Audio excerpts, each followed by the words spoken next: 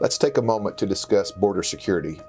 For the last few decades, Democrats and Republicans agreed that a barrier or wall was essential in protecting our southern border from increasing drug smuggling, illegal entry, and human trafficking.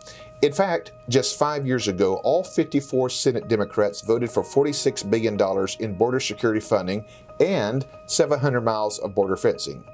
At the time, Senator Chuck Schumer led the way, demanding, "You're going to have to do something at the border." Now, placating to the most radical liberal and out-of-touch voices, congressional Democrats are more focused on opening our borders than opening our government. Leading the way is Leader Nancy Pelosi, who continues to seek votes for her speakership, calling a border wall immoral. What is immoral is disregarding our responsibility as elected officials to protect American families. Families like the Singhs of Miss Pelosi's home state. Officer Ronald Singh of the Newman Police Department was killed on Christmas Day by a man with a criminal record who is in our country illegally. Sadly, he left behind a wife and a 5-month-old son. Officer Singh, a native of Fiji who came here to serve, was a beautiful example of our legal immigration laws. Though it goes underreported, America has the most generous legal system in the world. We proudly welcome 1 million legal immigrants into our country each year. These are people from all over the world who follow the rules and promise to obey the laws of our land. Democratic leaders keep trying to tell us that a wall doesn't work. Yet, after a barrier was built in San Diego, illegal traffic dropped 92% over the past 23 years. In El Paso, Texas, there was a 95% reduction over the past 22 years.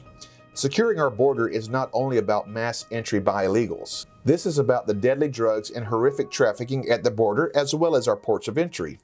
Fentanyl has now surpassed heroin as the top overdose killer in our country. In fact, last year alone, Border and ICE agents seized an amount of fentanyl with enough lethal dosage to kill every human being in our nation. In 2017, last year, more than 4,000 gang members were arrested and 900 children were rescued from exploitation at our border. If a wall only prevented some of these atrocities, would it be worth it? The men and women working at our borders will tell you that it's worth it. The families who have lost loved ones due to gang activity and violence from illegals will tell you it's worth it. Ignoring these cries and concerns, well, that's immoral. As a person of faith and being committed to helping all people groups, I understand the need for compassion and the need to be a welcoming nation.